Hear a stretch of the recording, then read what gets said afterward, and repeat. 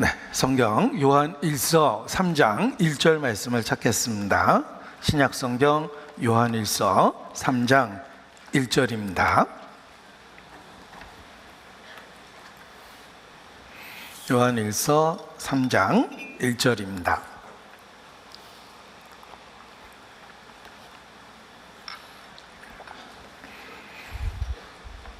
네, 함께 읽겠습니다. 보라, 아버지께서 어떠한 사랑을 우리에게 주사 하나님의 자녀라 일컬음을 얻게 하셨는고 우리가 그러하도다. 그러므로 세상이 우리를 알지 못함은 그를 알지 못함이니라.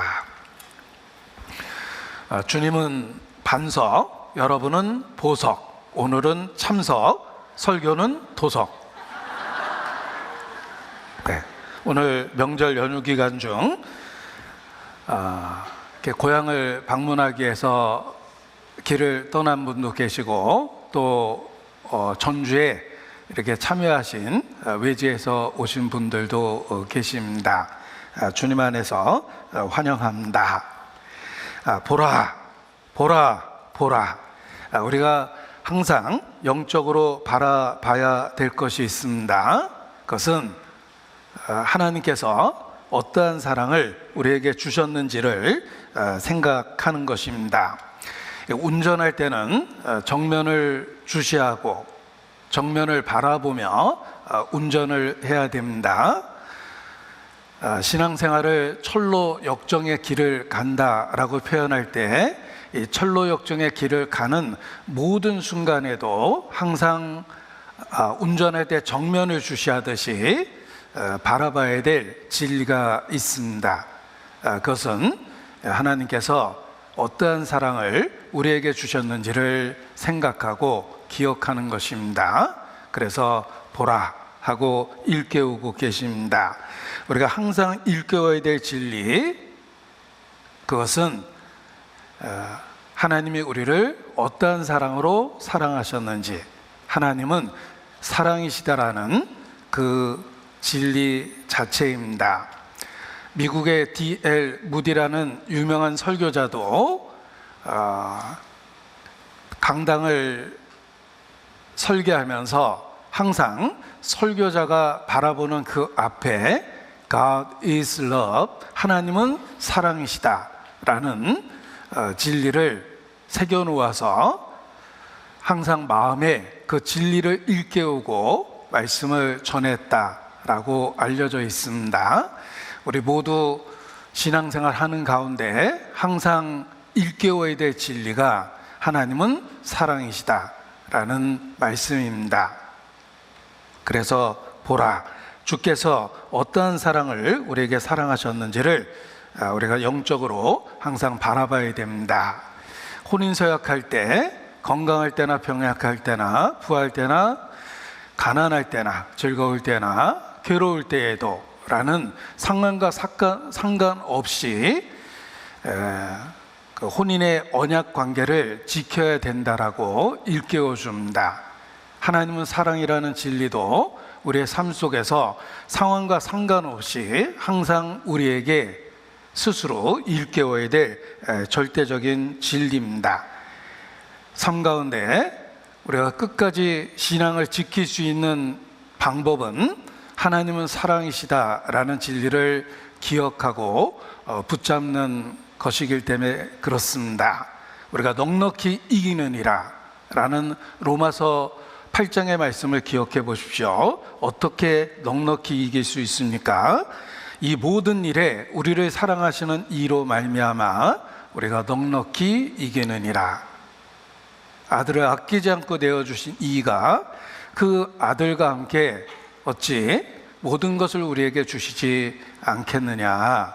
우리는 이 모든 일에 우리를 사랑하시는 이로 말미암아 넉넉히 이길 수 있습니다. 따라서 상황과 상관없이 신앙을 지키고 살아갈 수 있는 방법은 하나님은 사랑이시라는 진리를 일깨우는 것입니다. 보라, 주께서 어떤 사랑을 우리에게 주셨는가, 우리 자신을 일깨워야 됩니다. 늘 설교하기 전에 마음에 일깨우는 찬양이 있습니다. 다 표현 못해도 나 표현하리라. 다 고백 못해도 나 고백하리라. 다 알 수는 없어도 나 알아가리라. 다 닮지 못해도 나 닮아가리라. 그 사랑 얼마나 아름다운지, 그 사랑 얼마나 날 부욕해 하는지, 그 사랑 얼마나 크고 놀라운지, 그 사랑 얼마나 나를 감격하게 하는지. 저 자신이 항상 말씀을 준비하면서 제일 앞에 이렇게 써놓는 구절입니다. 내가 다 표현하지 못할지라도 하나님의 사랑이 얼마나 크고 놀라운지를 최선을 다해서 전해야 되겠다, 이런 생각을 일깨웁니다. 이것은 우리가 신앙생활을 하는 그 모든 과정 속에서 필요한 것입니다. 보라, 아버지께서 어떠한 사랑을 우리에게 주셨는지를 기억하는 것입니다. 자, 하나님과 관계된 것이 있습니다. 하나님은 거룩하십니다. 의롭습니다. 빛이십니다. 능력 있으십니다. 광대하십니다. 성경이 증가하는 창조주 하나님입니다. 그 하나님에 대해서 여러 가지 말할 수 있는데 우리 개인과 어떤 관련이 있습니까? 그래서 라는 생각이 듭니다. 하나님은 거룩하시다. 우리는 그 앞에 두려움을 느낍니다. 하나님은 의로우시다. 하나님은 광대하시다. 그래서 내 자신은 초라하고 하나님은 크고 놀라운데 그래서 나하고 어떤 관련이 있나, 이런 생각이 듭니다. 우리 대통령의 표현처럼 어쩌라고, so what, 이런 표현이 생각이 납니다. 전도에 보면 그런 표현을 많이 듣습니다. 성경은 사실입니다. 그래서 어쩌라고. 하나님은 당신을 심판하십니다. 그래서 어쩌라고. 그들은 아무런 반응을 하지 않습니다. 그런데 죄인이 움직일 수밖에 없는 절대적인 진리가 있습니다. 하나님은 당신을 사랑하십니다. 그 창조주 하나님이 우리 각 사람과 관계가 있고 우리에 대한 자기의 사랑을 고백하고 있다는 것입니다. 하나님의 능력이, 하나님의 거룩함이, 하나님의 광대함이 사실 죄인인 우리를 움직일 수는 없었습니다. 우리가 움직일 수밖에 없었던 이유가 있습니다. 우리가 반응할 수밖에 없었던 이유가 있습니다. 그것은 하나님이 바로 나를 사랑하신다는 말씀입니다. 생명의 빛이 있었고 그 생명의 빛은 각 사람을 비치는 빛입니다.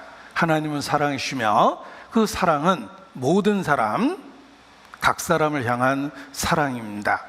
하나님은 사랑이라는 진리가 내 자신에게 적용될 때 비로소 우리는 감동을 받고 우리의 마음이 움직이기 시작하며 우리의 삶에 하나님에 대한 반응이 생깁니다.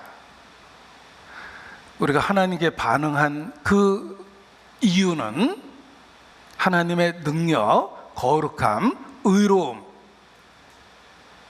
심판에 대한 두려움보다는 그럼에도 하나님께서 우리를 사랑하신다라는 말씀을 통해서 비로소 우리가 반응을 갖게 된 것입니다.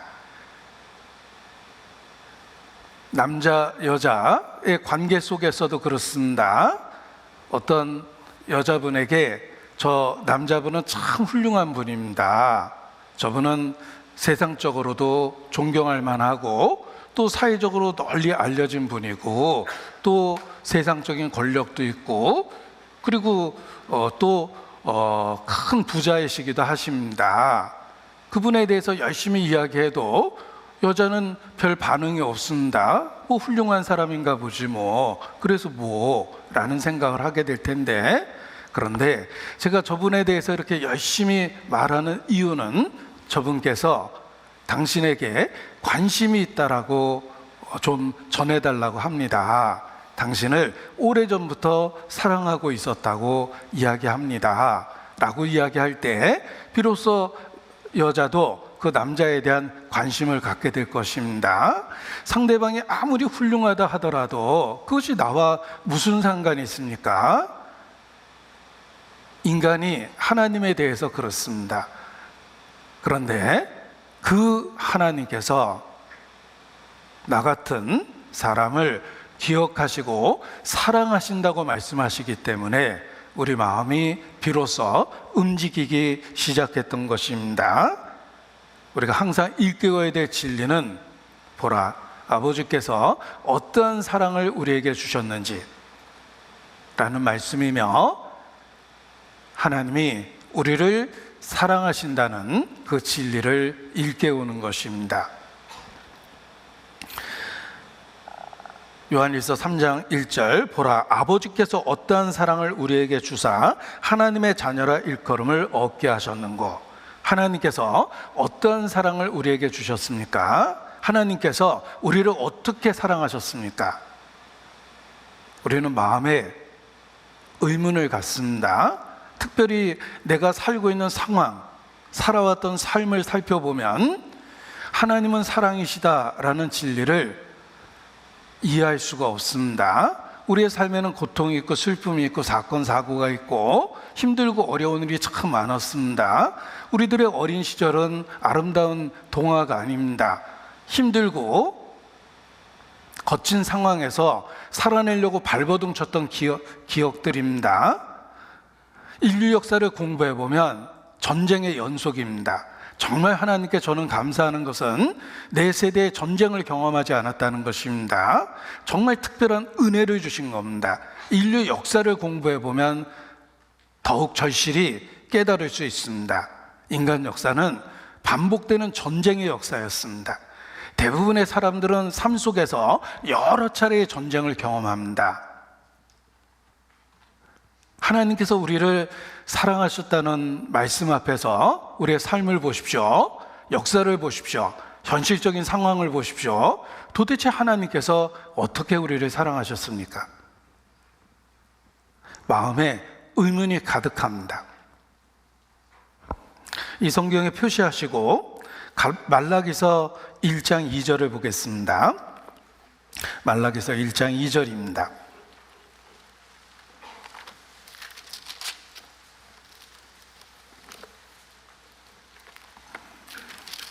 말라기 1장 2절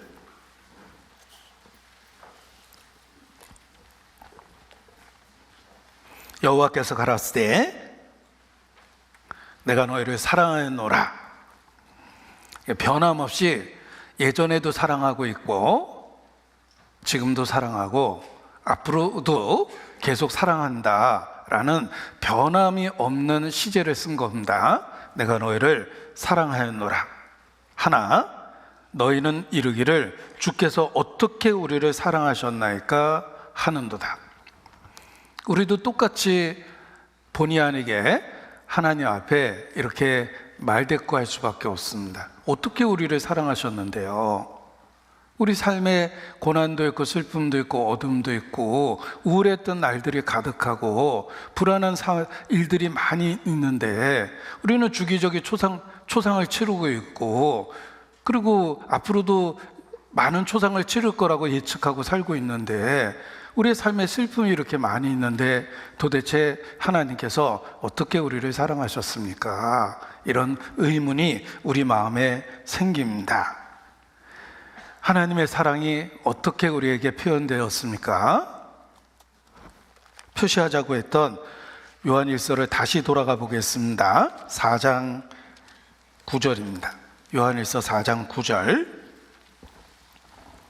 제가 중요해서 여기 한번 옮겨 적어 봤습니다. 하나님의 사랑이 우리에게 이렇게 나타난 바 되었으니. 어떻게 우리를 사랑하셨습니까? 이렇게 나타났다.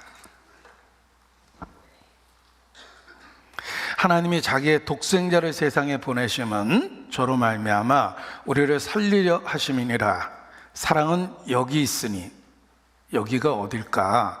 우리가 하나님을 사랑한 것이 아니요 오직 하나님이 우리를 사랑하사 우리 죄를 위하여 화목제로 그 아들을 보내셨음이니라.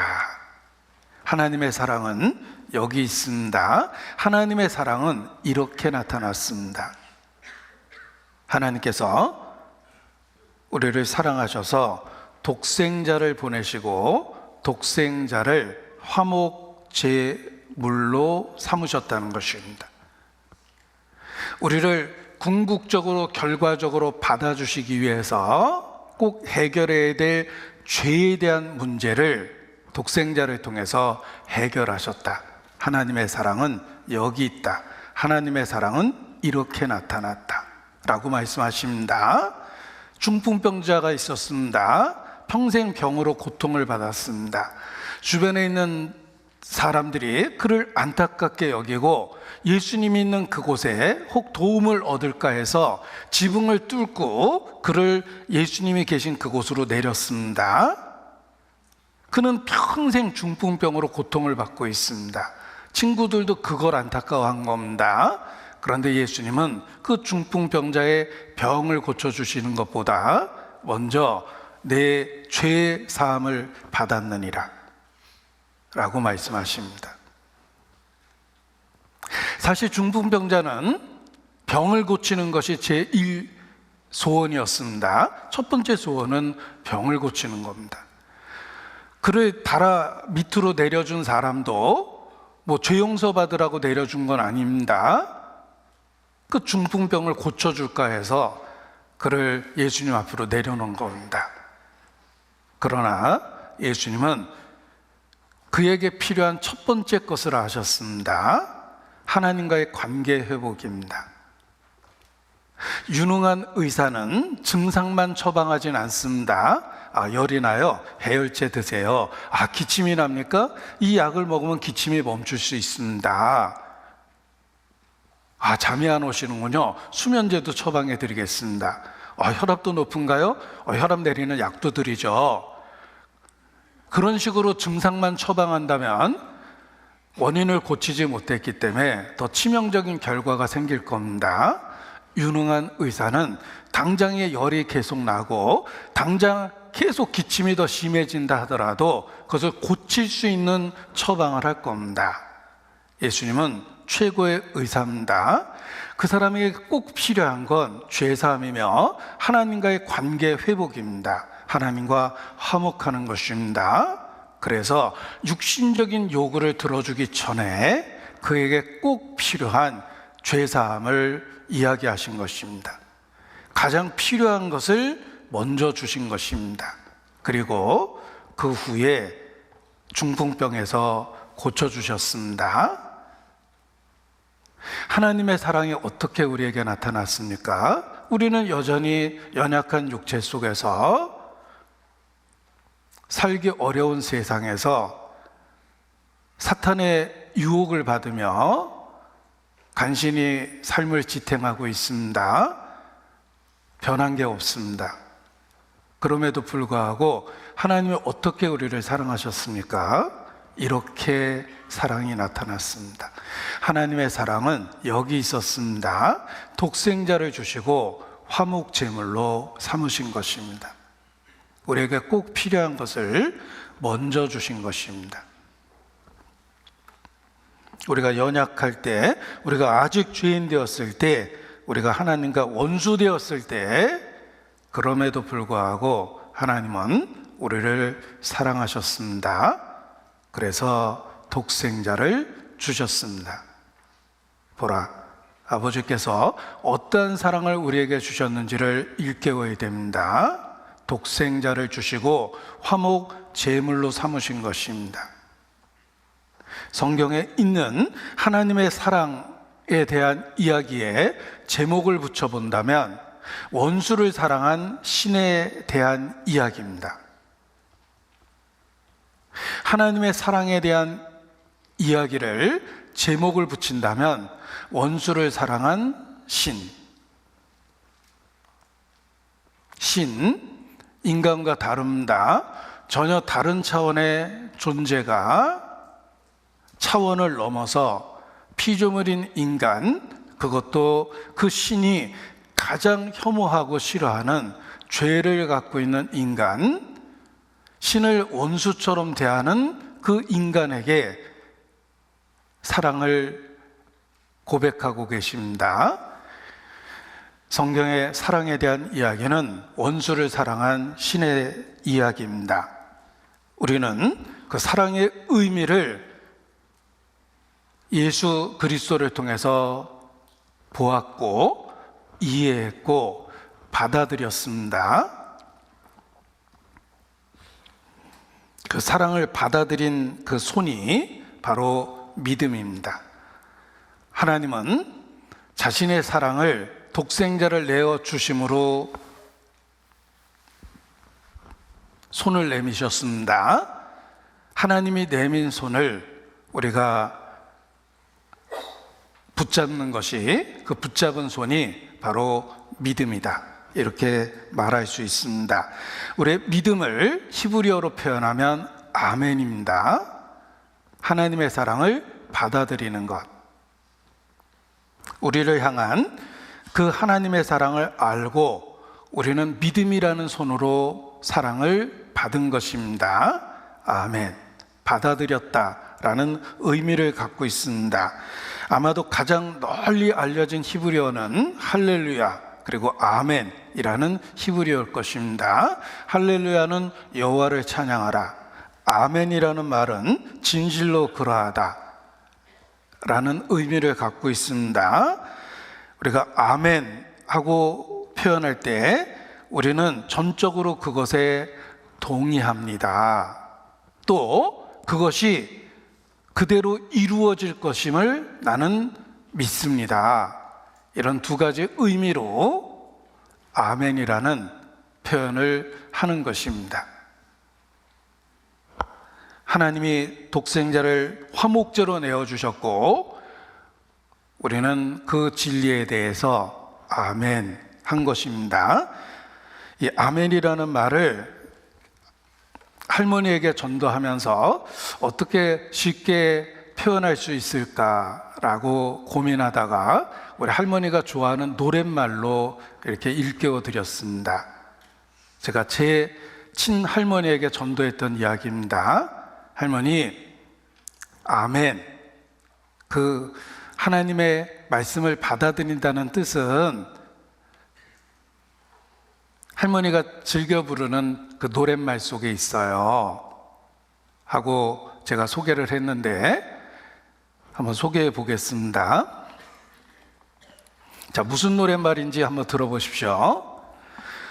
죄 많은 날 위해 죽으신 예수, 십자가에 죽으시니 웬 은혜인가.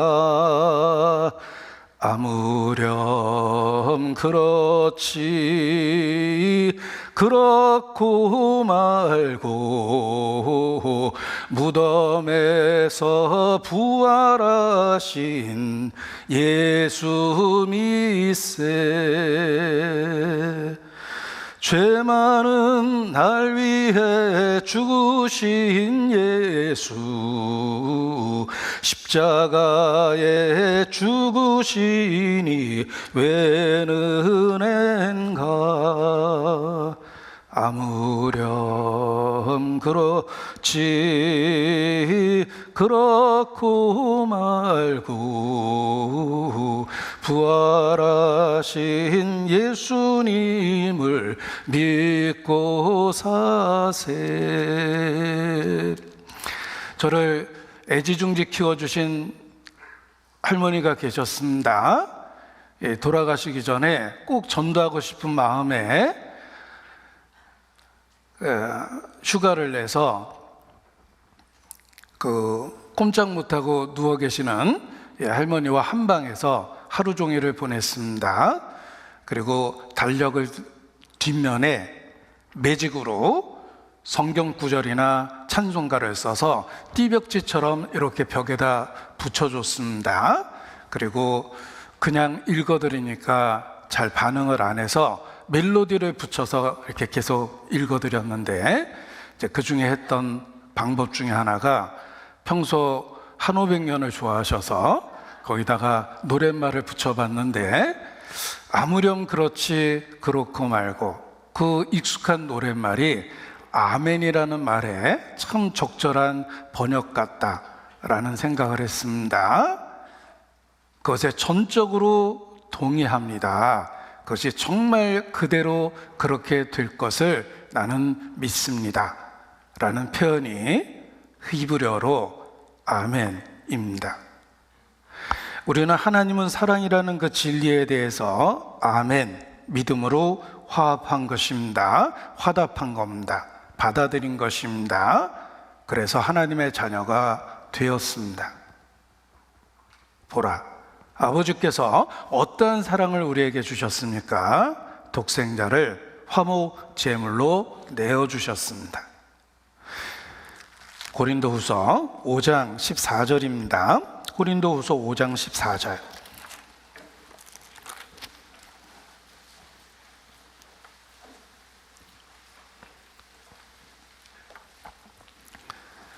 같이 읽겠습니다. 그리스도의 사랑이 우리를 강권하시는도다. 우리가 생각건대 한 사람이 모든 사람을 대신하여 죽었은즉 모든 사람이 죽은 것이라. 한 사람이 모든 사람을 대신하여 죽었다. 이것이 성경에 나타난 하나님의 사랑입니다. 우리를 어떻게 사랑하셨냐면 대신 죽으심으로 그 사랑을 나타내셨습니다. 예수께서 이르시기를 친구를 위하여 목숨을 버리면 이보다 더한 사랑이 없다. 친구의 빚을 1억 갚아줬다, 10억 갚아줬다. 친구를 1억보다 10억보다 더 소중히 여긴다는 뜻일 것입니다. 친구를 위하여 목숨을 버렸다. 이보다 더한 사랑은 없다 라고 예수께서 말씀하시며 내가 너희를 친구라 했다. 나는 너희를 위하여 내 목숨을 버리노라 라고 말씀하셨습니다. 원수를 친구로 받아주겠다는 뜻입니다. 하나님의 사랑은 대신 죽은 사랑입니다. 우리가 생각건대 보라, 생각해 보십시오. 한 사람이 모든 사람을 대신하여 죽었다. 그 한 사람은 육체를 가지신 하나님이셨습니다. 하나님의 아들이라 일컬음을 받습니다. 우리는 땅에서부터 났고 그분은 하늘로부터입니다. 엄청난 격차를 갖고 있음에도 불구하고 기꺼이 사람의 모양으로 오셔서 대신하여 죽으셨습니다. 우리가 성경에서 발견한 하나님의 사랑입니다. 우리는 그 진리를 아멘, 믿음으로 받아들인 것입니다. 그래서 하나님의 자녀가 된 것입니다. 우리 자신에 대해서 생각해 보십시오. 우리는 스스로 존재할 수 없습니다. 자기 심장을 스스로 뛰게 하는 사람이 없죠? 하나님은 스스로 존재하는 자이시나 우리는 그렇지 못합니다. 우리는 철저하게 생명을 받아서 누리는 피조물입니다. 하나님은 숨을 불어넣으시고 우리는 하나님이 주신 숨을 받아서 호흡하며 살고 있습니다. 우리는 피조물이고 생명에 있어서 철저하게 무능합니다.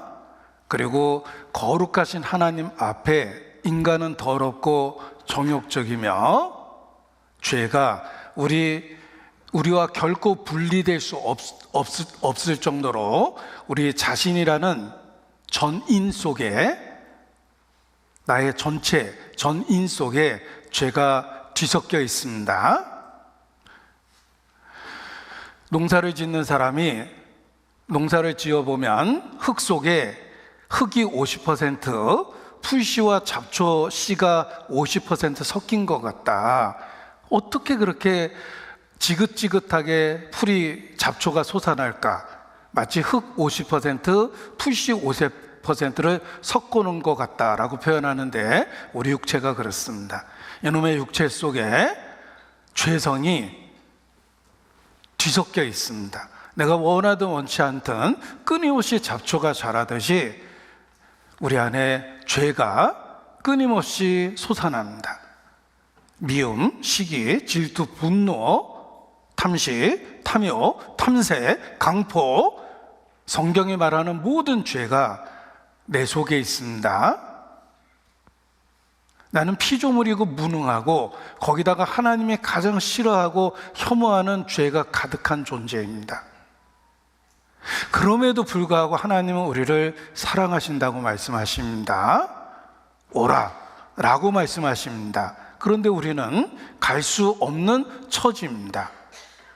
주께로 다가가기에는 우리가 너무 더럽고 추악하기 때문에 그렇습니다. 우리 친구들 간에 많이 했던 농담 중에 하나가 야 네가 천국 가면 인마 천국이 지옥돼 라고 그렇게 표현했는데 서로 농담을 주고받았지만 그렇습니다. 나 같은 사람만 천국에 모아놓으면 그게 천국이 되겠습니까? 오라 라고 말씀하시지만 도저히 갈 수 없는 상태입니다. 그런데 그러한 죄를 하나님 자신이 해결해 주겠다고 선언하십니다. 사람은 할 수 없으되 하나님은 다 할 수 있느니라. 하나님께서 기꺼이 그 문제를 해결해 주겠다고 말씀하십니다. 그것이 구세주 그리스도에 대한 약속입니다. 도대체 어떻게 해결해 주실까? 놀랍게도 그 자신이 우리의 죄의 형벌을 받은 것입니다. 그것이 십자가의 이야기입니다. 원수된 우리를 받아주기 위해서 독생자가 기꺼이 화목 제물이 되셨습니다.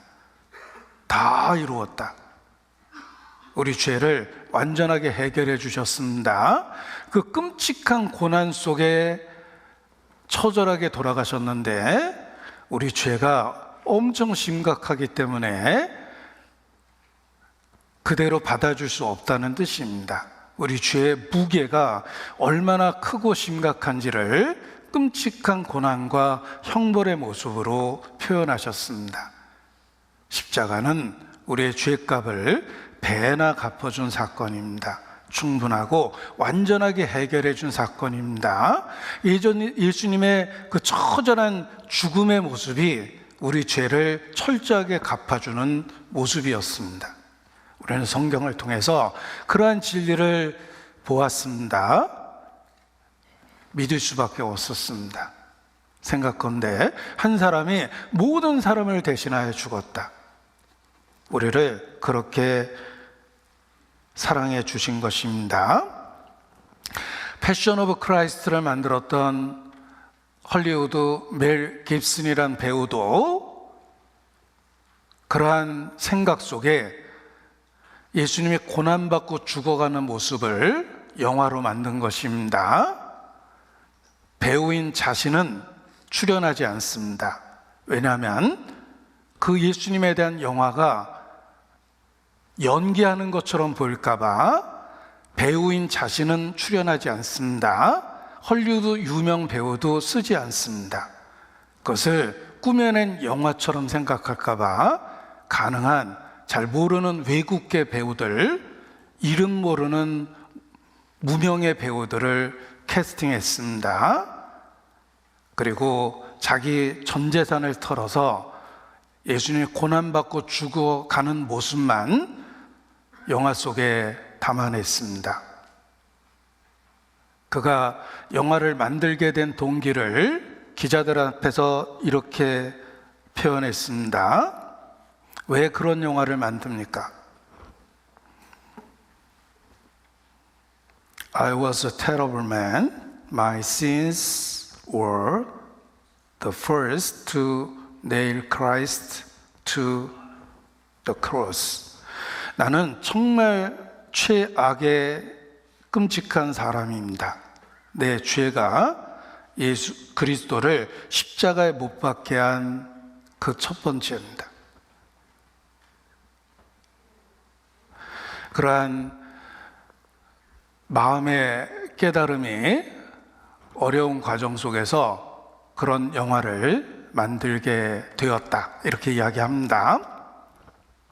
멜기슨뿐만 아니라 자기 죄에 대한 깊은 깨달음을 갖는 사람들, 그 죄를 하나님 앞에 하고자 하는 사람들, 그리고 그 죄를 해결한 방법이 하나님 자신이며 십자가였다는 사실을 발견한 모든 사람들은 그리스도를 사랑하고 그리스도에 대한 신앙을 고백할 수밖에 없는 것입니다. 우리 자신이 그러하고 내 자신도 그러합니다. 나는 성경 말씀을 통해서 내가 피조물이라는 것, 내가 철저히 무능하다는 것, 하나님 보시기에 혐오스러운 죄 악을 갖고 있다는 것, 형벌이 마땅하다는 것, 이 모든 것을 인정할 수밖에 없었습니다. 그리고 그때 하나님께서 십자가의 의미를 분명하게 알게 해주셨습니다. 대속이었습니다. 나를 대신하여 하나님의 아들께서 십자가에 죽으셨습니다. 하나님의 사랑이 이렇게 나타났습니다. 우리가 그 사랑을 알고 믿을 수밖에 없었습니다. 그래서 신앙을 고백하게 된 것입니다. 그 대속의 진리를 받아들이고 나서 놀라운 사실이 우리에게 이루어졌습니다. 우리가 이 땅에서 아직도 초라하고 연약한 가운데 있지만 그럼에도 불구하고 하늘나라의 시민이 되었고 하나님의 자녀가 되었습니다. 단지 되었다, 법적 명분만 얻은 것이 아니라 실질적인 혜택을 입게 되었습니다. 이 땅에서 하나님과 교통하는 은혜를 갖게 된 것입니다. 나는 너에게 아버지가 되고 너희는 내게 자녀가 되리라. 그리스도 안에서 하나님은 나의 아버지가 되었고 나는 하나님의 자녀가 되었습니다. 보라, 아버지께서 어떠한 사랑을 우리에게 주사 하나님의 자녀라 일컬음을 얻게 하셨습니까? 그 사랑을 기억하면 현재의 삶이 어떠하든, 현재 상황이 어떠하든, 내 몸에 통증이 있든 없든, 내 몸에 암세포가 있든 없든, 내가 20대의 젊은 육체를 가졌든 70대, 80대의 노년의 육체 속에서 불편한 삶을 살아가든 아무 상관이 없습니다. 분명한 건 나는 현재 하나님의 자녀며 주님의 나라에 곧 이사가게 될 것입니다. 주님은 나를 위한 영원하고 완전한 새로운 삶을 예비하고 계십니다. 현재의 삶은 지나가는 것이며 지나가는 과정 속에서 고통과 슬픔이 있다 하더라도 이제 견뎌낼 이유가 있습니다. 지나가고 있기 때문에 그렇습니다. 우리가 사망의 음침한 골짜기에 있을 수 있는데 기억할 것은 사망의 음침한 골짜기를 지나가고 있다는 것입니다. 그래서 현재를 바라보는 시각이 바뀝니다. 파니 제인 크로스비는 어린 시절 시력을 잃었습니다. 평생 캄캄한 어둠 속에서 시각 장애자로 삶을 살았지만 하나님과 교통하고 있었습니다. 그래서 불편한 육체 속에서도 평생 하나님을 찬양할 수 있었습니다. 파니 제인 크로스비가 만든 거듭남에 대한 찬송입니다. 예수로 나의 구주 삼고 성령과 피로써 거듭나니 이 세상에서 내 영혼이 하늘의 영광 누리도다. 이 세상에서 캄캄한 어둠 속에서 시각장애자로 불편한 것 투성입니다. 그럼에도 불구하고 하늘의 영광 누리도다. 이것이 나의 간증이요 이것이 나의 찬송일세.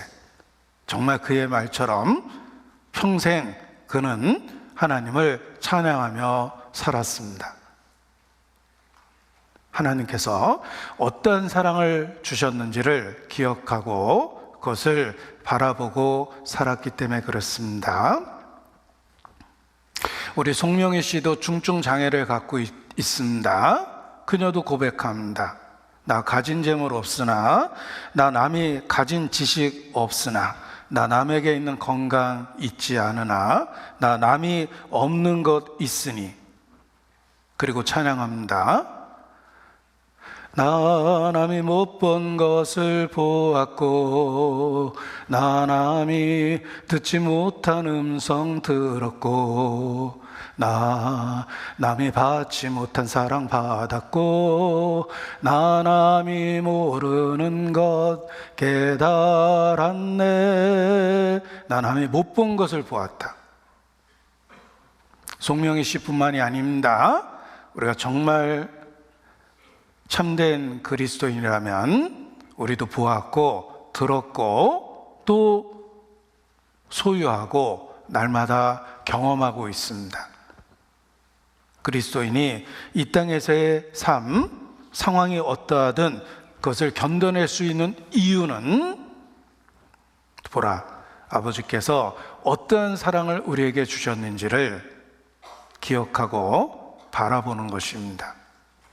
우리가 그러한 사랑을 받았습니다. 그래서 하나님께 감사하고 찬양할 수 있는 것입니다.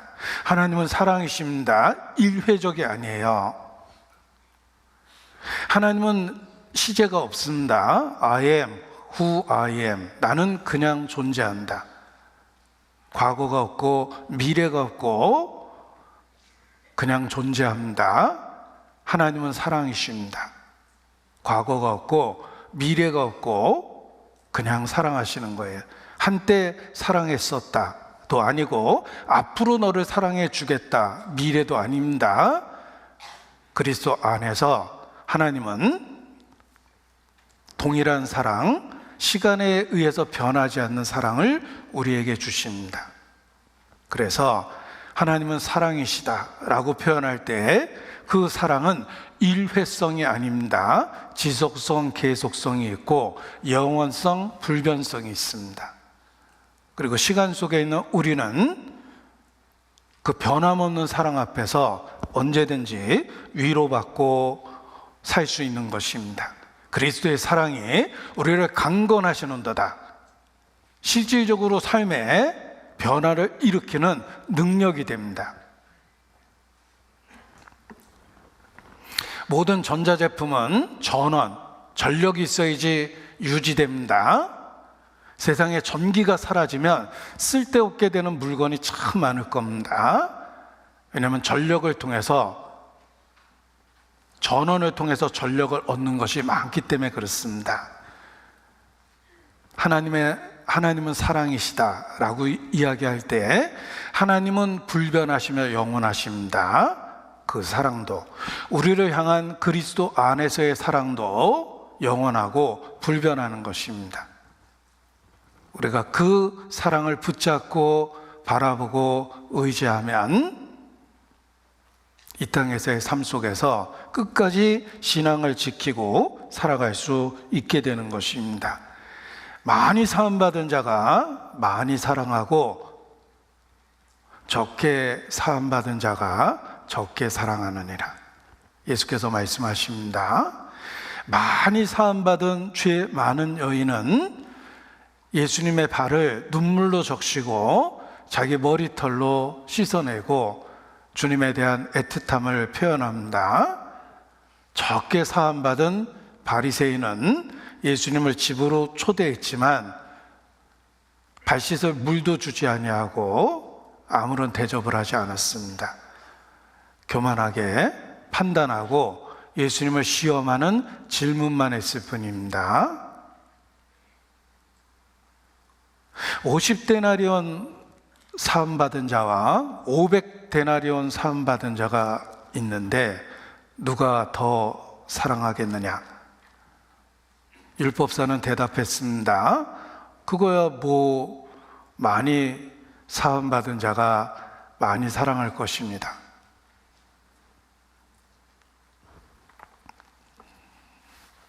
우리가 어떤 상황에서 하나님의 자녀가 되었는지를 기억해 보십시오. 많이 사랑할 수밖에 없습니다. 우리 중에 그 어느 누구도 적게 사함받은 자는 없습니다. 자신의 영적 미련함이 자기가 얼마나 많은 죄 가운데 구원받았는지를 못 깨닫기 때문에 너무 미련해서 하나님에 대한 사랑의 반응이 그토록 적은 겁니다. 우리가 자기의 실체를 제대로 이해하면 많이 사랑할 수밖에 없습니다. 왜냐하면 우리 모두는 틀림없이 많이 사함받은 자기 때문에 그렇습니다. 가장 극악한 죄인을 표현하는 표현은 나 같은 죄인 살리신 주 은혜 놀라워. 가장 극악한 죄인을 표현하는 방식은 나 같은 죄인입니다. 왜냐하면 우리 자신을 들여다보면 주님의 빛으로 우리 자신을 사차시 살펴보면 성경에 나타난 모든 죄악의 모습이 우리 속에 다 있습니다. 너희 중 하나가 나를 팔리라. 실제는 가룟 유다가 팔았지만 팔려는 마음, 그런 유혹은 12제자가 다 받은 거예요. 그래서 뜨끔했죠? 주여, 내니까 혹시 제가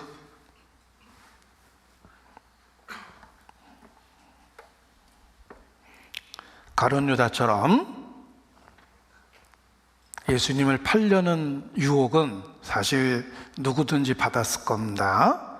가룟 유다는 잘못된 선택을 한 겁니다.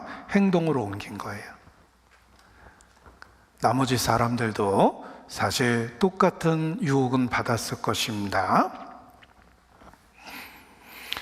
우리 중에 그 어느 누구도 적게 사함받은 자는 없다 라는 것을 기억하셔야 됩니다. 자, 하나님께서 어떠한 사랑을 우리에게 주셨는지 절실하게 깨달을 수 있는 방법을 주셨습니다.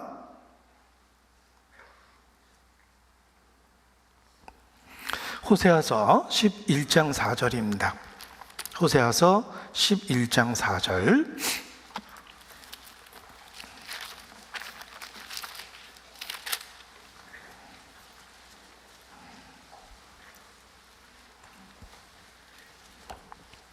호세아서 11장 4절 함께 읽습니다. 내가 사람의 줄, 곧 사랑의 줄로 저희를 이끌었고 저희에게 대하여 그 목에서 멍에를 벗기는 것과 같이 되었으며 저희 앞에 먹을 것을 두었었노라. 하나님의 사랑을 이해할 수 있도록 하나님께서 모든 인생에게 확실한 예표를 주셨습니다. 하나님의 사랑을 확실히 이해할 수 있도록 확실한 예표를 주셨습니다. 그것이 사람의 줄입니다. 사람의 줄이 무엇일까? 자, 하나님이 사람에게 주신 천륜이라는 게 있습니다. 남편 그리고 아내, 남이었는데 언약 관계로 하나가 되게 하셨습니다. 부모 그리고 자식, 내 인생에 없었던 존재가 태어나서 내 인생에 목숨보다 소중한 존재가 되었습니다. 부모와 자식, 하나님이 맺어준 인연이기 때문에 천륜이라고 표현합니다. 사람의 줄은 그 관계에 설명되어 있습니다. 사람의 줄, 반대말이 무엇일까? 짐승의 곱비, 이렇게 표현해 볼 수 있습니다. 짐승을 다루는 방법은 말에게는 채찍이요 나귀에게는 자갈이요 자갈과 굴레로 단속하지 아니하면 너에게 나오지 않는다. 이게 짐승입니다. 짐승은 자갈과 채찍과 굴레로 다스릴 수 있어요. 몇 톤의 무게를 갖고 있는 코끼리를 인간이 다스릴 수 있는 방법은 채찍입니다. 고통을 주면 아무리 코끼리도 다스릴 수가 있습니다.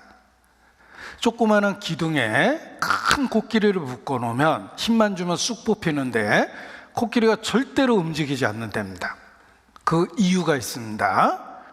채찍으로 훈련시킨 거예요. 엄청난 고통을 어릴 때부터 주어서 묶어놓으면 움직이지 못하게 한 겁니다. 살아있는 한은 기억에서 지울 수 없는 고통을 준대요. 그러니까 코끼리가 장성에서도 작은 기둥에 묶어놓으면 움직여서는 안 된다고 생각해서 안 움직입니다. 짐승을 다스리는 방법은 채찍입니다. 자갈입니다. 굴레입니다. 고삐입니다. 하나님은 인간을 고삐나 채찍이나 자갈이나 굴레로 다스리지 않습니다. 사람은 그렇게 다스리는 게 아니에요. 사람이니까. 이성 없는 짐승, 죽기 위해서 태어난 짐승이 아닙니다. 사람의 줄이 있어요. 인격적인 관계입니다. 인격적인 방법으로 인간을 대해야 되는 거예요. 그리고 쉽게 표현하셨습니다. 사람의 줄, 곧 사랑의 줄, 이렇게 표현하셨습니다. 사람의 줄이 무엇인지 잘 모를까 봐 구체적으로 다시 한번 설명해 주셨죠? 사랑의 줄입니다. 남과 남이 만나서 부부로 어떻게 살아갑니까? 사랑입니다. 사랑이 하나가 되게 하는 거예요. 내 인생에 없었던 존재가 세상에 태어나서 내 인생의 전부가 됩니다. 어떻게 그럴 수 있죠? 고삐, 채찍, 자갈, 굴레가 아닙니다. 사랑입니다. 사랑의 관계로 하나로 묶어주신 거예요. 하나님께서 사람의 줄, 곧 사랑의 줄로 이끄십니다. 하나님은 사랑이시기 때문에 그렇습니다. 그래서 부모 자식이라는 천륜의 관계 속에 하나님이 인간을 어떻게 생각하시는지를 교과서처럼 써놓으신 겁니다. 우리는 부모로 인해서 탄생했습니다. 생명을 누리고 있죠. 날 낳아줬다는 거 하나만으로도, 혹 어린 시절 버렸다 하더라도 평생 부모로서의 의미가 있습니다. 그래서 법적으로도 상속권을 갖는 거예요. 부모와 자식은 살아있는 한 우리 기억 속에서 절대 지울 수 없는 줄입니다. 하나님이 그러한 방법으로 우리를 이끄신다는 뜻이에요. 따라서 부모 자식이라는 관계 속에 하나님의 마음이 들어있고 하나님이 우리를 어떻게 대하시는지 그 내용이 예표로 들어있는 겁니다. 그토록 애틋한 부모, 그 뒤편에 하나님이 있다는 걸 기억하셔야 됩니다. 제가 부모님 돌아가시고 저는 그렇게 효자가 아닙니다. 제가 늘 얘기한 것처럼 제가 그렇게 효자는 아니에요. 그럼에도 불구하고 부모님이 돌아가셨을 때 한동안은 그 비슷한 것만 봐도 전혀 예측 못할 울음이 터졌습니다. 내가 이해하지 못할 정도로 부모의 존재나 위치가 내가 생각한 것보다 훨씬 더 컸던 거예요. 돌아가신 뒤에 그걸 더 깨달았습니다.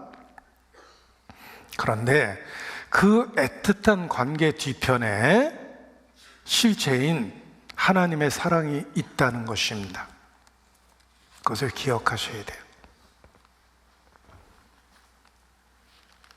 창세기 44장 30절입니다. 창세기 44장 30절입니다.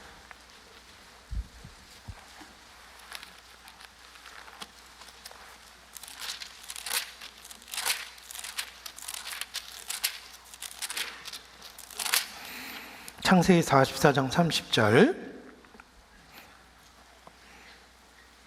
아비의 생명과 아이의 생명이 서로 결탁되었거늘.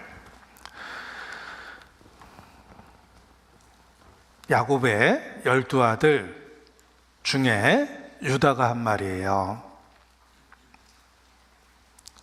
동생 요셉을 애굽에 팔아버린 그 형입니다. 그때 아버지 야곱이 얼마나 슬퍼하는지를 직접 보았습니다. 자기가 동생에게만 죄를 진 게 아니라 아버지한테 큰 죄를 졌다는 걸 알았어요. 그리고 자기도 자식이 있었겠죠.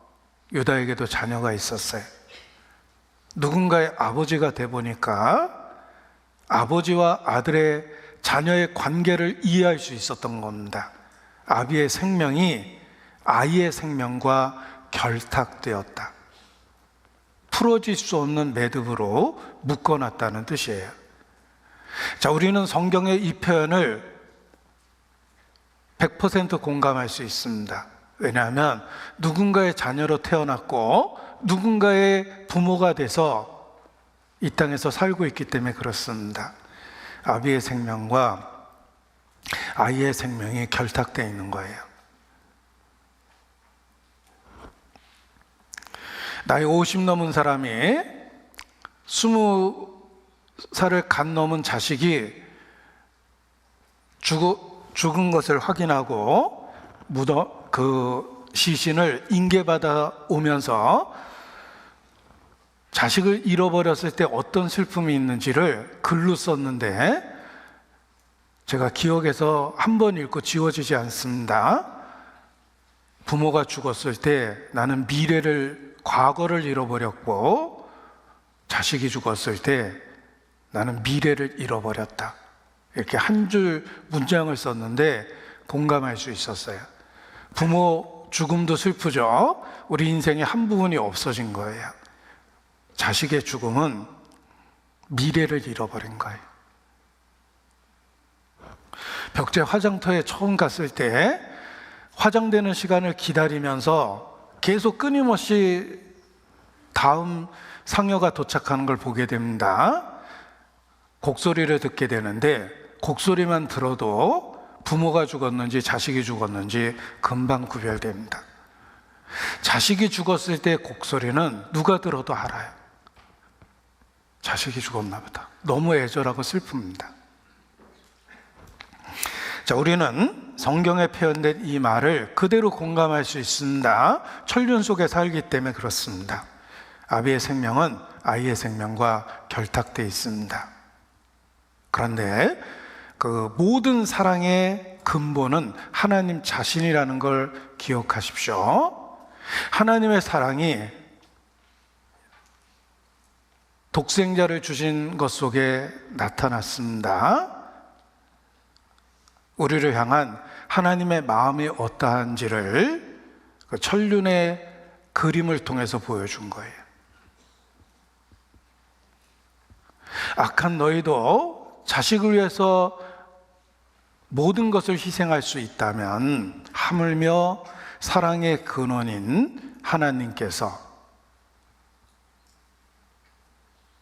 라는 진리를 우리에게 가르쳐주고 설명해주고 이해시켜주는 것입니다. 하나님은 이스라엘을 사람의 줄, 곧 사랑의 줄로 이끌었다 라고 말씀하십니다.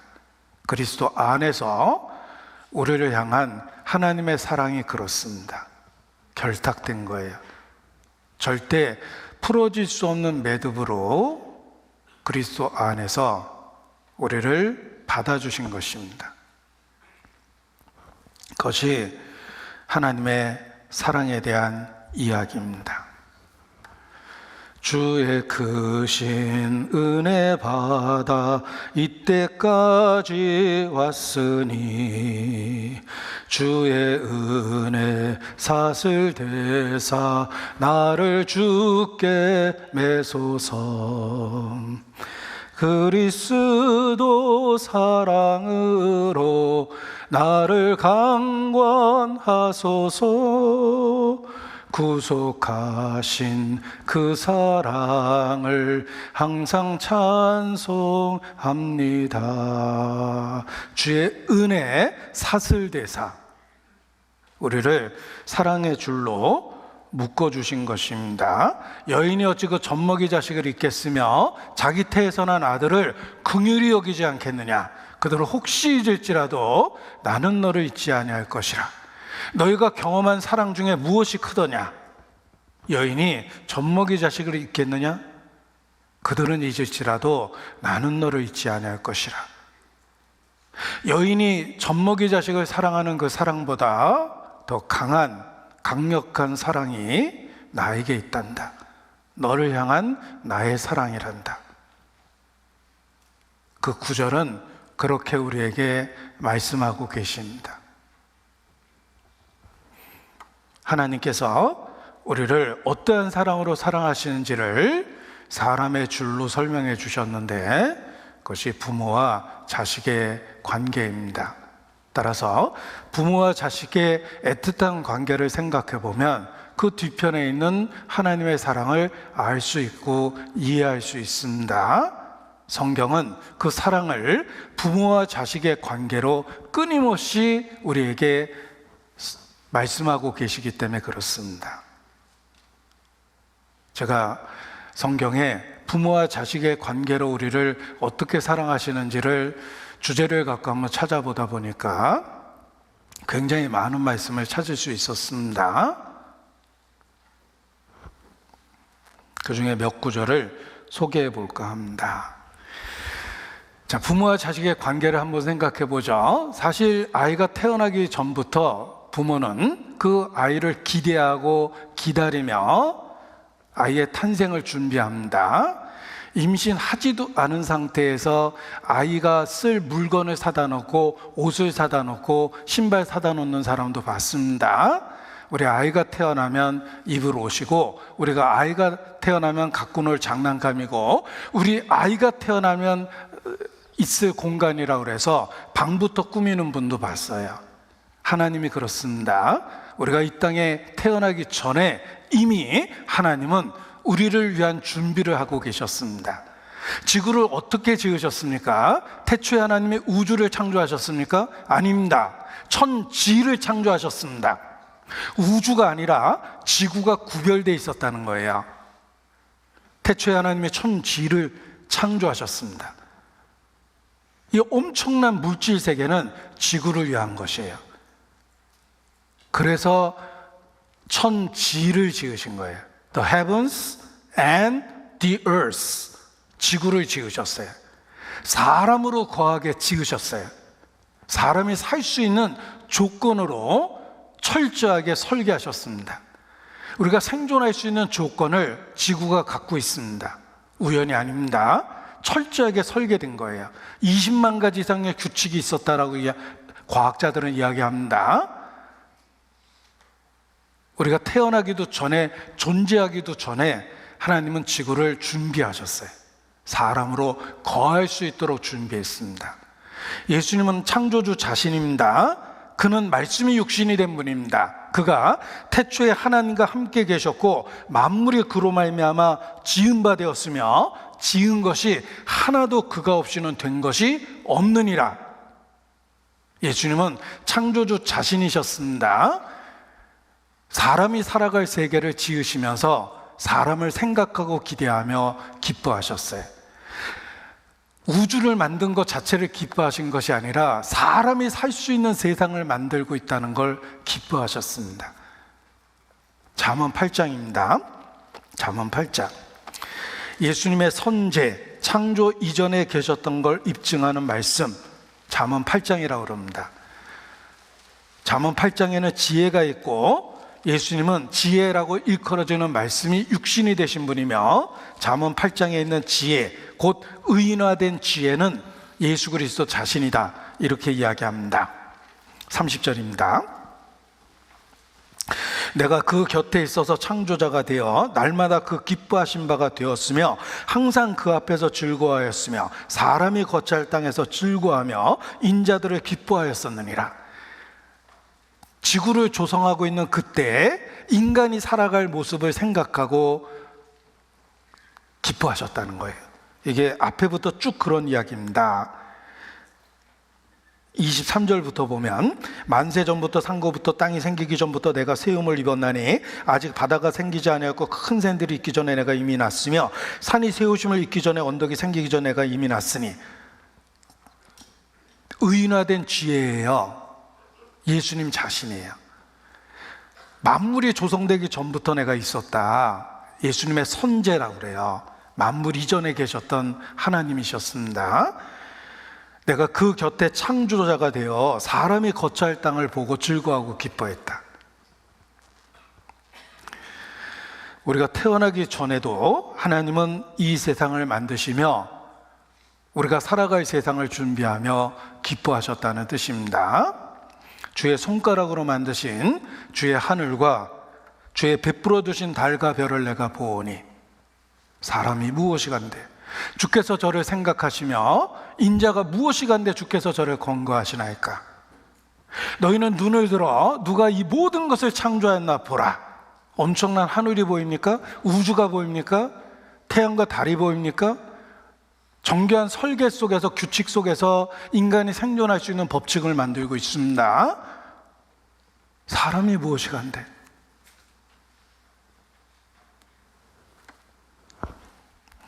하나님께서 정교한 이 아름다운 세상을 만드신 것이 사람이 거처할 땅을 지으신 것입니다. 인간이 만들어지기 전에 하나님은 즐거움과 기쁨 속에서 그 일을 하시고 준비하셨다는 것입니다. 너희도 자녀에 대한 애틋한 마음이 있지 않은가? 오랫동안 기다렸던 자식을 생각하며 모든 것을 준비하지 않겠느냐? 내가 그러했다 라는 것을 만물을 통해 보여주신 겁니다.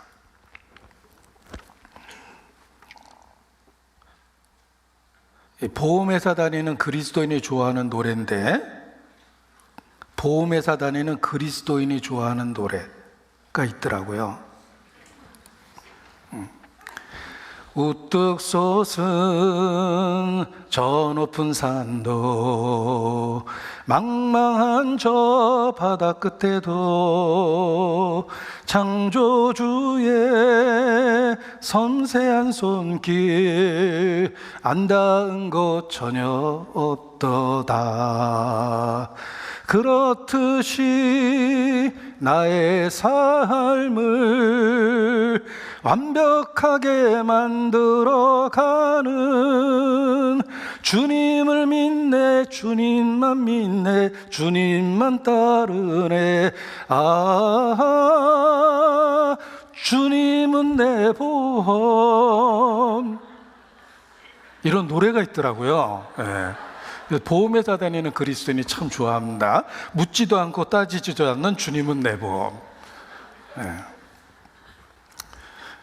저는 이 가사 보고 되게 은혜가 됐어요. 왜 은혜가 됐는지 설명을 드리고자 합니다. 창조주의 섬세한 손길 안 닿은 곳 전혀 없도다. 정교하게 만드셨습니다. 파인 튜닝이라는 말 들어보셨죠? 정말 정교하게 만드셨어요. 그렇듯이 나의 삶을 완벽하게 만들어가는 주님을 믿네. 정교하게 설계된 세계는 사람이 살 수 있는 세계입니다. 기가 막히게 설계하셨죠? 하물며 우리의 삶을 하나님은 그렇게 설계하십니다. 정교한 설계된 만물을 보면서 그렇듯이 나의 삶을 정교하게 만들어가는 주님을 믿을 수 있습니다. 만물이 우리에게 위로가 됩니다. 하나님은 인간이 거할 만물을 지으시며 창조주로 기뻐하셨습니다. 부모가 자식을 기다리며 임신하지도 않은 자식을 위해 모든 것을 준비하듯이 그러하셨습니다. 자, 그리고 드디어 어머니 뱃속에 잉태됩니다. 우리가 큰 무거운 돌을 10개월 동안 들고 다녀야 된다. 그래도 정말 고통스러울 겁니다. 샤워할 때도 들고 있어야 되고, 화장실 가도 들고 있어야 되고, 외출할 때도 들고 있어야 되고, 누구 만날 때도 들고 있어야 되고, 정말 힘들겠죠? 어머니는 뱃속에 아이를 그렇게 품고 10개월을 보냅니다. 하나님이 우리를 그렇게 태중에 품고 계셨다고 말씀하십니다. 시편 103편 13절입니다. 시편 103편 13절.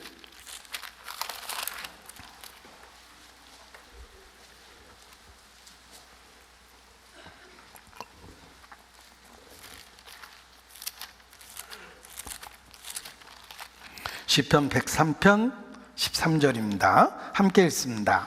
아비가 자신을 불쌍히 여긴 같이 여호와께서 자기를 경외하는 자를 불쌍히 여기시나니. 자, 불쌍히 여긴다고 말씀하셨습니다. 이 불쌍히 여긴다는 말이 긍휼이라는 뜻인데, 그 단어가 히브리어에 아이를 잉태하고 있는 자궁이라는 뜻을 갖고 있어요. 아이가 머무는 어머니의 태에 그 자궁을 히브리어 단어가 긍휼과 불쌍히 여기다는 단어예요. 고대어는 제한된 단어로 다양한 뜻을 갖고 있었습니다. 히브리어가 그렇습니다. 아이가 잉태돼서 성장하는 그 태중을, 그 단어가 불쌍히 여긴다는 단어와 같은 단어입니다. 생각해 보라는 뜻이에요.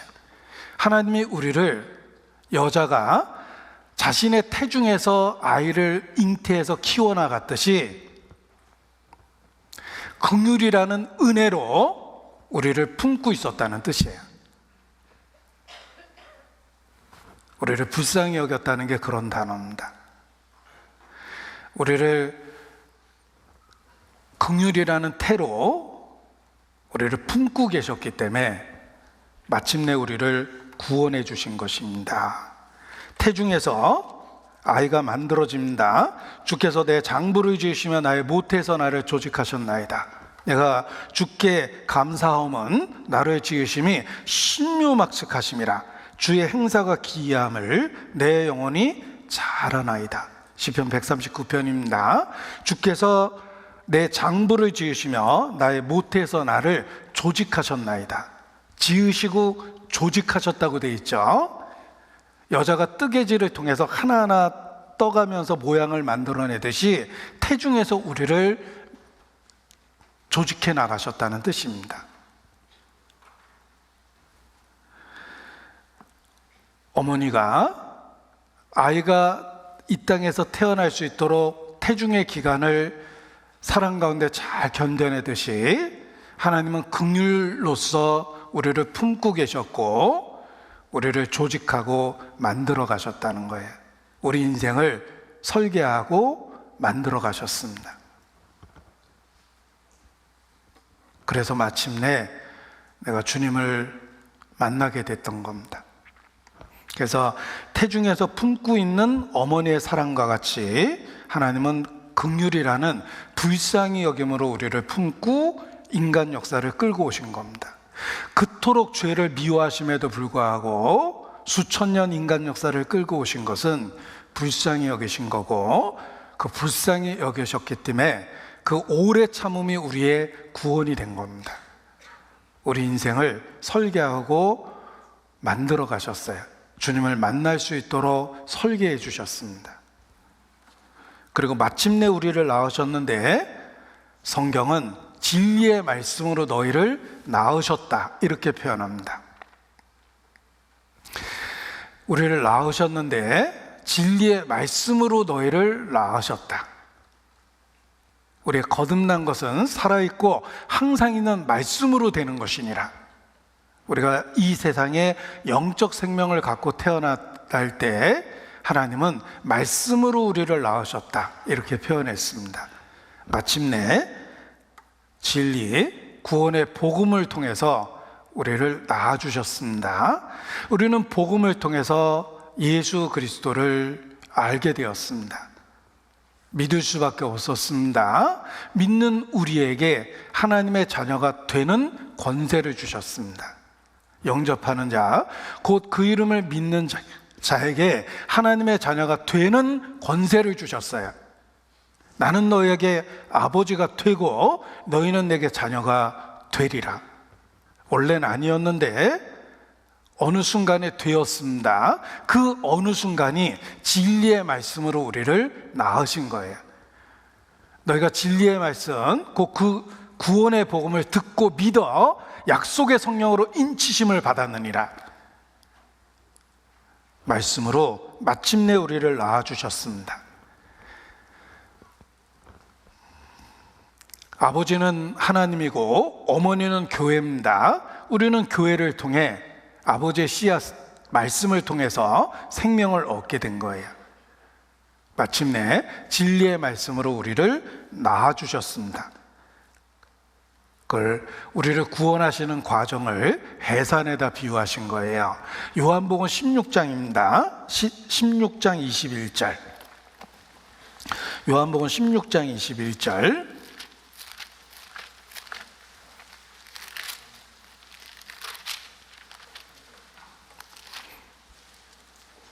같이 읽습니다. 여자가 해산하게 되면 그때가 이르렀으므로 근심하나 아이를 낳으면 세상에 사람 난 기쁨을 인하여 그 고통을 다시 기억지 아니하느니라. 자신의 십자가의 사건을 여자가 해산하게 되는 것에 비유하셨습니다. 해산의 과정을 겪어야만 새 생명을 얻을 수 있습니다. 산고의 고통을 겪어야만 생명을 품에 안을 수 있습니다. 예수님은 우리를 구원하시는 십자가 사건이 다가오고 있는 것을 여자가 해산하게 된 것과 같다, 이렇게 말씀하십니다. 그 해산의 고통을 통해서 진리의 말씀으로 우리를 낳아주셨습니다. 이사야서 42장 14절, 이사야서 42장 14절, 구약에 예고되어 있었습니다. 이사야서 42장 14절입니다. 구원의 약속이 있었는데 구약시대에 구원의 약속을 해산하는 것으로 설명해 주셨습니다. 14절 같이 읽죠. 내가 오랫동안 고요해하며 잠잠하여 참았으나 이제는 내가 해산하는 여인과 같이 부르짖으리니 숨이 차서 심히 헐떡일 것이라. 십자가의 고통을 해산하는 여인의 고통으로 예언하셨습니다. 내가 너희를 구원할 것이다. 내가 해산하는 여인과 같이 부르짖고 숨이 차서 심히 헐떡일 것이다. 하나님이 어떤 과정을 통해 우리를 구원할지를 구약 성경에 이렇게 예언하셨습니다. 십자가는 해산의 산고요, 출산의 고통입니다. 그 십자가의 사건을 통해서 우리를 낳아주셨습니다. 자, 아이가 태어나면 아이에게 필요한 여러 조치를 해줍니다. 아이가 호흡할 수 있도록 여건을 만들어주고 깨끗이 닦아주기도 하고 체온을 유지할 수 있도록 감싸주기도 하고 또 불결한 것을 소독해서 감염의 위험을 막아주고 그렇습니다. 우리 예전에 자녀를 낳으면 이렇게 금줄을 쳤죠. 자식을 낳으면 대문 앞에 이렇게 금줄을 쳤는데 이게 신생아가 있으니까 조심하라는 의미를 갖고 있습니다. 하나님은 아이가 태어나면 여러 가지 아이를 위한 조치를 해야 되는데 교회를 통해서 처음 구원 얻은 생명이 잘 자랄 수 있도록 그런 조치를 해줍니다. 에스겔 16장 4절입니다. 에스겔 16장 4절.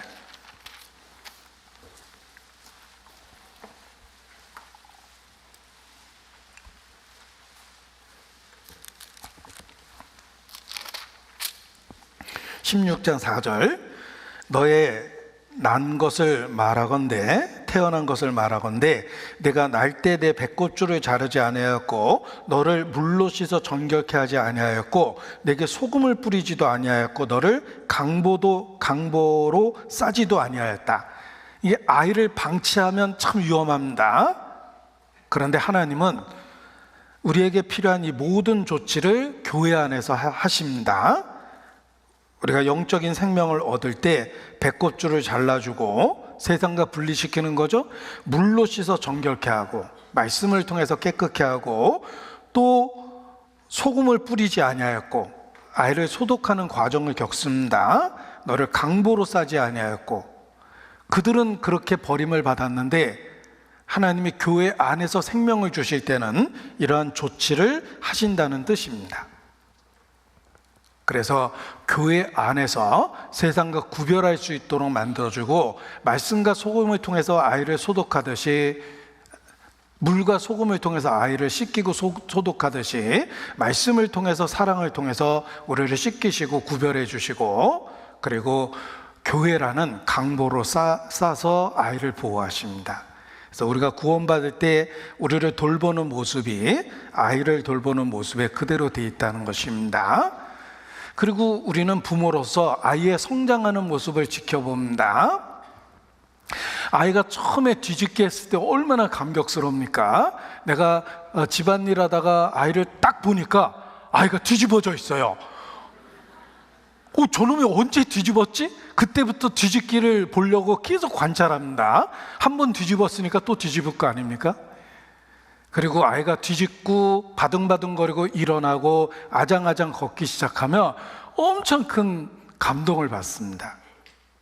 하나님께서 그러한 부모처럼 우리의 걸음마를 가르치시고 그리스도인으로 성장할 수 있도록 끊임없이 이끄십니다. 호세아서 아까 본문이라고 호세아서 한번 찾았죠. 11장 3절입니다. 호세아서 11장 3절.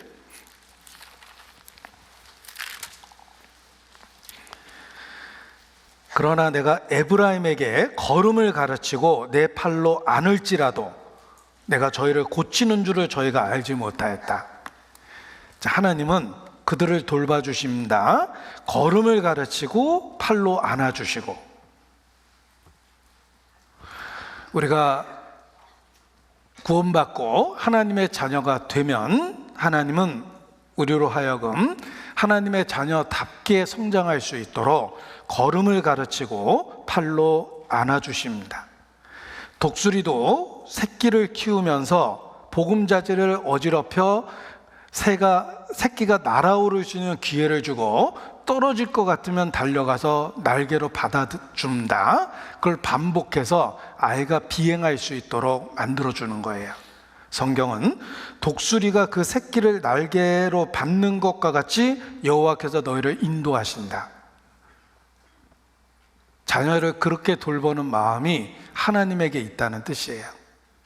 하나님의 마음을 독수리가 새끼를 양육하는 모습으로 설명해 주셨고 부모가 자식의 걸음마를 가르치는 모습 속에서 하나님이 우리를 가르치고 있다는 것을 일깨워 준 겁니다. 그런 돌보심 속에서 우리의 신앙을 양육하십니다. 그리고 4절 보면 그 뒤편입니다. 저에 대하여 그 목에서 멍에를 벗기는 자 같이 되었으며 저희 앞에 먹을 것을 두었다. 아이가 끊임없이 먹어야 되기 때문에 부모 입장에서는 끊임없이 먹을 것을 준비합니다.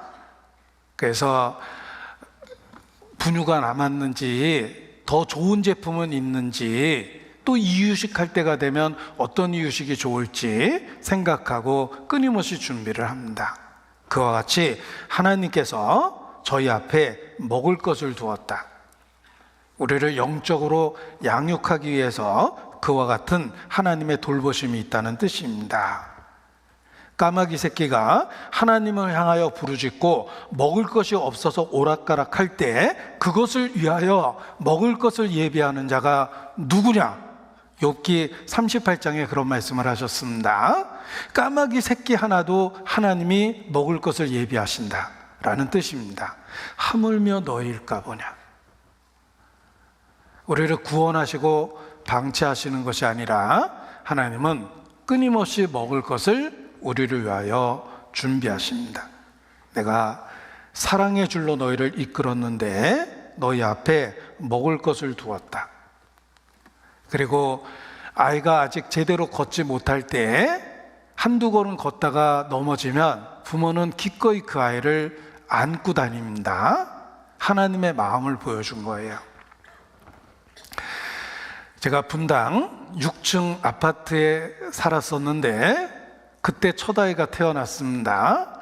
곤란한 건 그 아이가 주차장에서 잠이 들었을 때, 그러니까 먼 길을 왔는데 도착해 보니까 잠이 들었어요. 집은 6층이었습니다. 주차장에서 아이를 안고 6층까지 이동을 해야 되는데 얘가 안기에는 너무 많이 자랐어요. 그래서 깨워서 걸려서 가야 되겠다 라고 생각하고 아이를 바라보면 그 잠든 아이를 깨우는 게 너무 아까웠어요. 그래서 무리 되지만 그 아이를 기꺼이 안습니다. 안기에는 너무 커버렸어요, 아이가. 그래도 그 아이를 안고 6층 아파트까지 걸어가다 보면 조금 있으면 후회됩니다. 아유, 그냥 깨울 걸, 이런 생각이 들어요. 그런데 그 잠든 아이를 보고 아이의 뺨에 입술을 대면 사랑이 느껴지죠? 예. 아이를 깨울 마음이 없어져요. 그래서 낑낑대고 6층 아파트까지 아이를 안고 갔습니다. 그래서 지금도 제가 허리가 아픈가 봐요.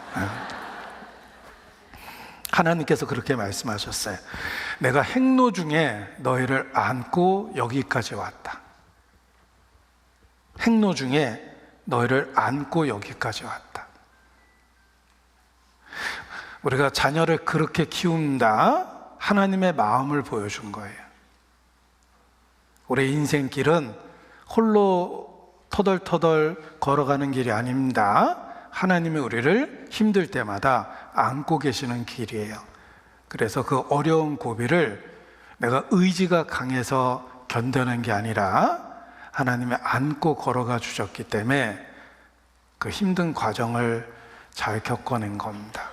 여기까지 온 것 하나님의 은혜임에 틀림이 없습니다. 그리고 우리의 성장기 때 정말 말 안 들었던 시절이 있습니다. 부모에게 꼬박꼬박 말대꾸했던 시절이 있죠. 예.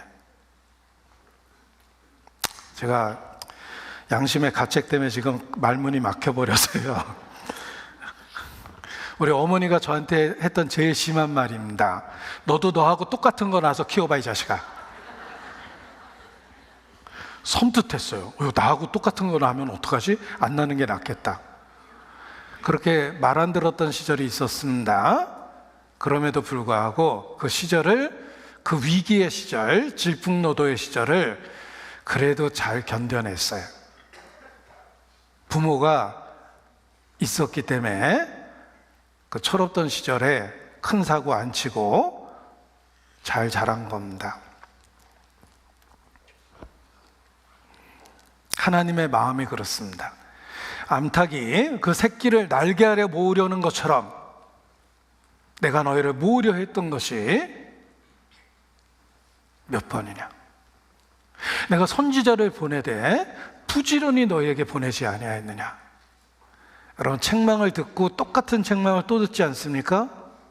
얼마나 말이 안 들었으면 똑같은 책망을 또 합니까? 영적으로 그렇습니다. 그럼에도 불구하고 여전히 우리에 대하여 참고 계세요. 우리가 철없는 자식을 막 야단치다가 뜨끔할 때가 있습니다. 하나님 앞에 딱 내 모습이에요. 내가 아이를 야단칠 자격이나 있나 이런 생각이 들 때가 있어요. 이 자녀가 문득 우리에게 거울이 됩니다. 탕자가 먼 나라로 도망가서 돈 있을 때는 아버지 생각 안 했습니다. 돈 떨어지고 가장 비참한 순간에 비로소 아버지 생각을 했습니다. 아버지에게 가자. 품꾼의 하나가 되는 게 낫겠다. 그런데 아버지는 아들이 집 나간 이후 아들을 잊어본 적이 없습니다. 왜냐하면 늘 아들을 기다리고 있었어요. 탕자가 아버지께로 돌아갈 때 아직도 상거가 먼데 아버지가 저를 보고 측은히 여겨 달려가 목을 안고 입을 맞추었다. 내 아들아. 아버지의 마음을 보셨습니까? 아버지가 먼저 보고 측은히 여겼고 달려갔어요. 목을 안고 입을 맞췄어요.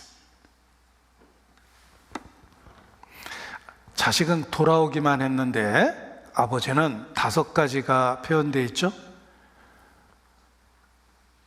그 탕자를 받아주는 마음이 하나님의 마음을 우리가 이해할 수 있도록 표현해 준 겁니다.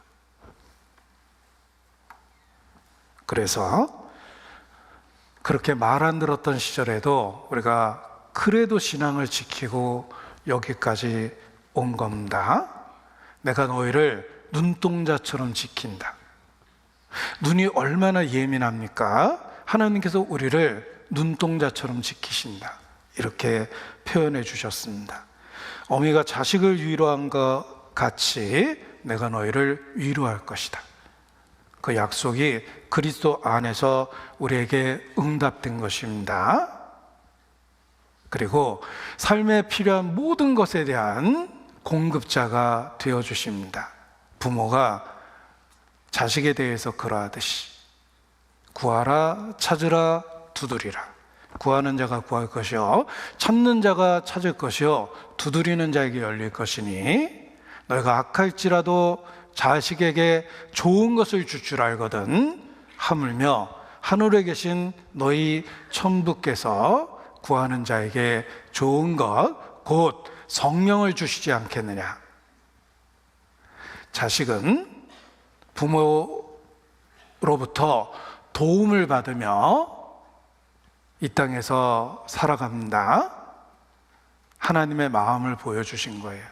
하나님은 천성에 이르는 그날까지 기꺼이 우리의 보호자가 되고 공급자가 되어주시겠다고 말씀하십니다.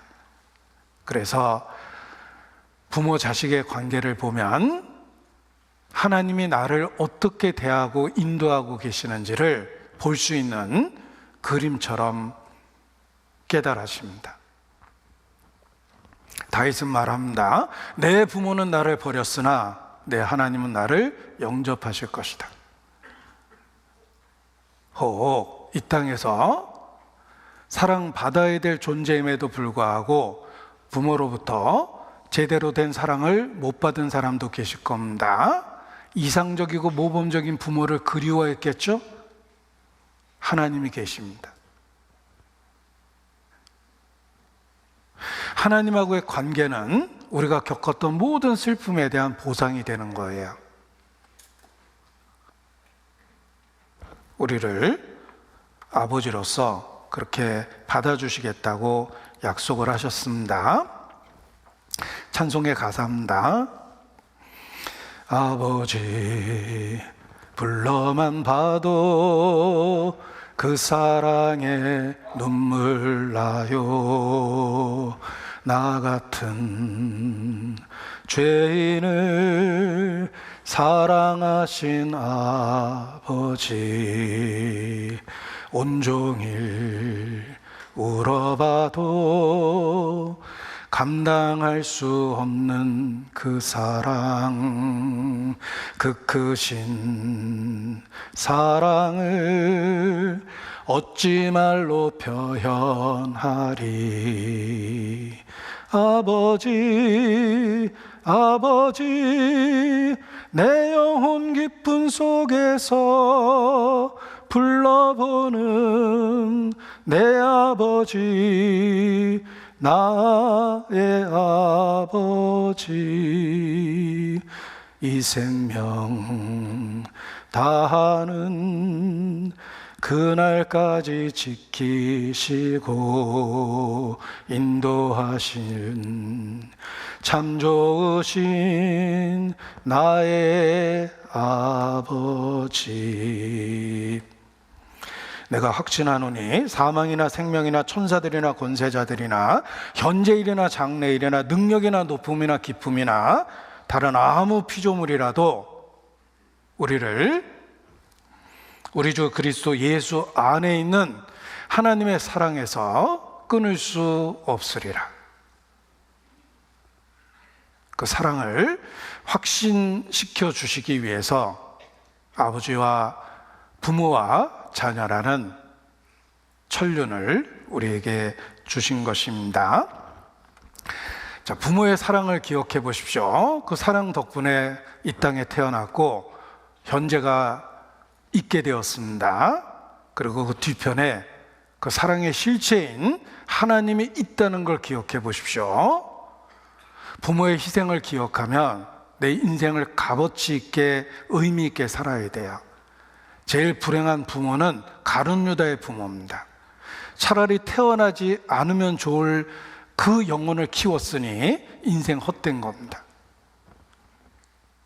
가장 부모로서 가치 있는 사람은 베드로와 바울의 부모일 겁니다.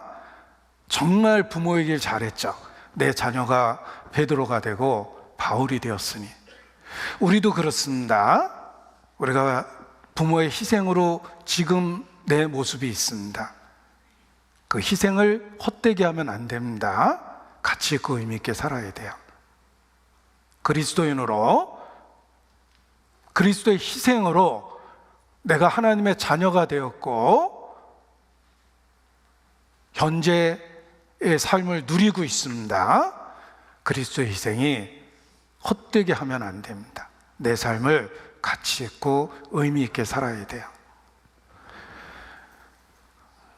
라이언 일병 구하기라는 영화가 있습니다.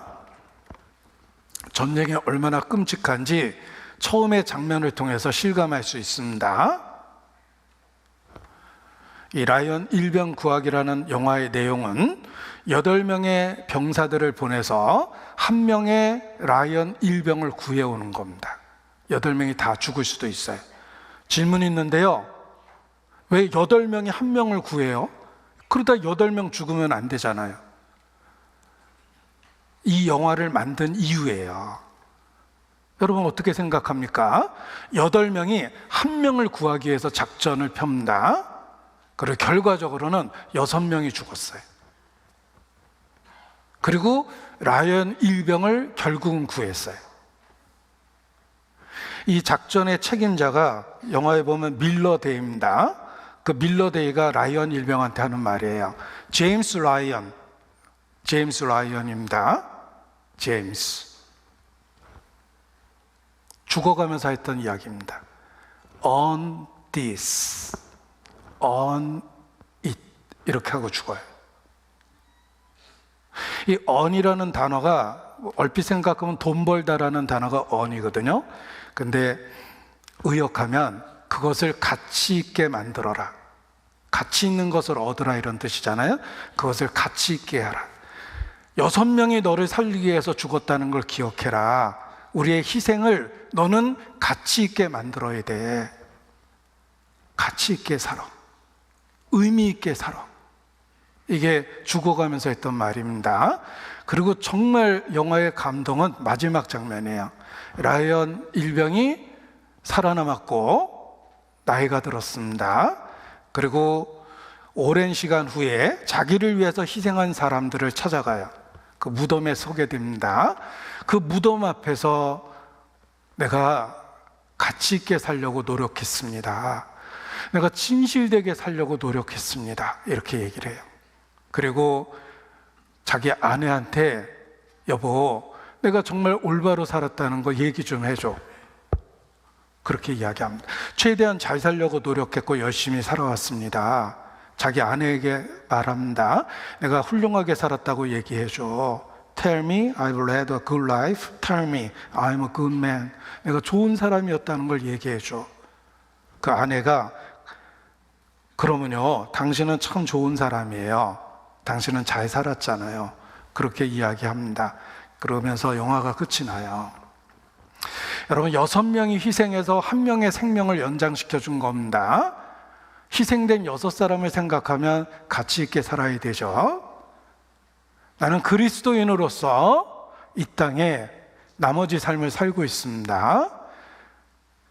현재를 만들어준 그리스도의 희생을 기억하면 올바로 사셔야 돼요. 가치 있게 살아야 됩니다. 그리스도의 희생을 가치 있고 의미 있게 만들어야 돼요. 너희는 너희의 것이 아니라 값으로 산 것이 되었으니 너희의 몸으로 하나님께 영광을 돌리라. 우리가 매일 하루를 맞이하며 오늘을 가치 있고 의미 있게 살겠다고 마땅히 결심해야 됩니다. 오늘을 있게 한 그리스도의 희생이 있고 하나님의 사랑이 있었기 때문입니다. 기도하시겠습니다.